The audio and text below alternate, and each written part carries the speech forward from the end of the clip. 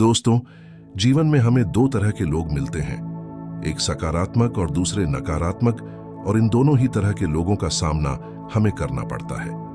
बुरे लोगों से हमें उनकी बुरी चीजें प्राप्त होती हैं, जबकि अच्छे लोगों से हमें अच्छी चीजें मिलती हैं। तो चलिए जानते हैं गौतम बुद्ध की इस प्रेरक कहानी के माध्यम से कि जीवन जीने का सबसे अच्छा तरीका क्या है।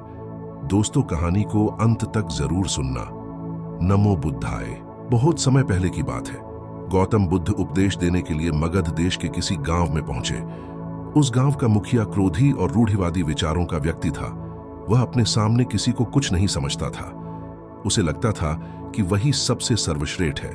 वह अपने आप को काली मां का भक्त बताकर मांस मदिरा का सेवन किया करता था, निरीह जानवरों की बलि चढ़ाता था तथा अहिंसा ही परम धर्म है वाला उपदेश उसे तनिक भी नहीं भाता था। जब उसे गांव में बुद्ध के आने की खबर मिली तो उसने बुद्ध के वहां पहुंचने से पहले ही उसने ग्रामवासियों को भड़काना शुरू कर दिया।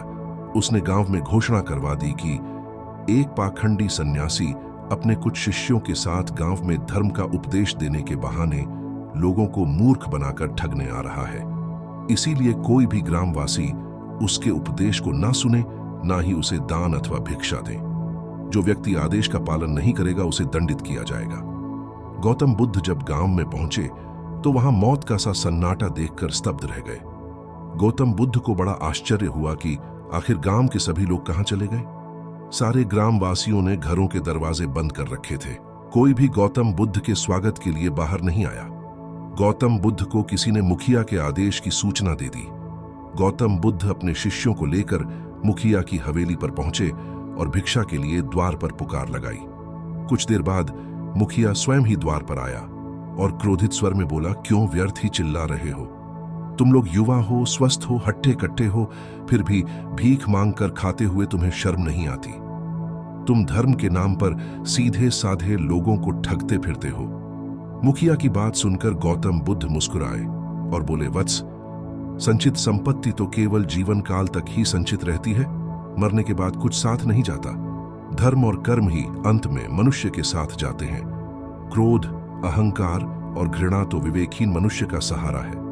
वत्स, विवेकहीन और दूसरों का अहित सोचने वाला मनुष्य पशु के समान होता है। बुद्ध की बात सुनकर मुखिया का क्रोध उबल पड़ा।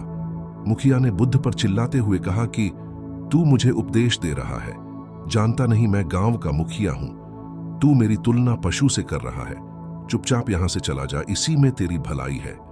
गौतम बुद्ध ने शांत स्वर में कहा, ठीक है वत्स, ये गांव तुम्हारा है, ग्रामवासी भी तुम्हारे हैं। मैं तुम्हारे आदेश को मानकर यहां से चला जाता हूं, परंतु मेरे मन में एक प्रश्न उठ खड़ा हुआ है। क्या तुम उसका समाधान कर दोगे? बुद्ध की बात सुनकर मुखिया ने प्रश्न भरी दृष्टि से उनकी ओर निहारा। बुद्ध ने कहा, मैं तुम्हारे द्वार पर भिक्षा के लिए आया हूं। यदि तुम्हारे मन में मेरे प्रति श्रद्धा हो जाती और तुम मुझे दीक्षा देने के लिए आते, परंतु तुम्हारे द्वारा दी जा रही भिक्षा लेने का मेरा मन न होता, तो मैं उसे अस्वीकार कर देता। तो बताइए कि मेरे अस्वीकार करने पर वह भिक्षा किसे प्राप्त होती? मुखिया ने कुछ देर सोचने के बाद बोला, क्या मूर्खों जैसा प्रश्न किया है सन्यासी। अरे, जब तुमने भिक्षा स्वीकार ही नहीं की तो निसंदेह भिक्षा मुझे ही प्राप्त होगी। बुद्ध बोले, बिल्कुल सही कहा तुमने। मैं भिक्षा प्राप्त करने के उद्देश्य से तुम्हारे पास आया था, लेकिन तुमने भिक्षा में मुझे क्रोध, अहंकार, अपशब्द, निंदा, तिरस्कार आदि देना चाहा, जो मैंने नहीं लिया क्योंकि उनकी मुझे आवश्यकता नहीं। अब बताइए कि यह सब किसको प्राप्त होंगे? बुद्ध की बात सुनकर मुखिया सोच में पड़ गया। गौतम बुद्ध के प्रश्न का उसके पास कोई उत्तर नहीं था। उसे अपने किए पर पछतावा होने लगा। देखते ही देखते उसके भीतर छिपे अहंकार, क्रोध और दूसरे अवगुण भाग निकले।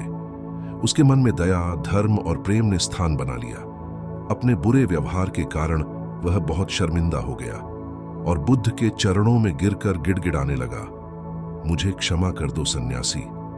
आपने मुझे अंधकार से बाहर निकालकर प्रकाश में खड़ा कर दिया है। वास्तव में मैं विवेकहीन था। भगवान बुद्ध ने मुखिया को आशीर्वाद दिया और कहा, वत्स, अहम को त्यागो, अहिंसा परम धर्म है। हर प्राणी के प्रति करुणा और प्रेम का भाव रखो। शुभ कर्मों के साथ धर्म का पालन करते रहो, उद्धार होगा। कहकर महात्मा बुद्ध अपने शिष्यों के साथ दूसरे गांव की ओर चल पड़े। मुखिया हाथ जोड़े ठग्गा सा चुपचाप खड़ा देखता रह गया।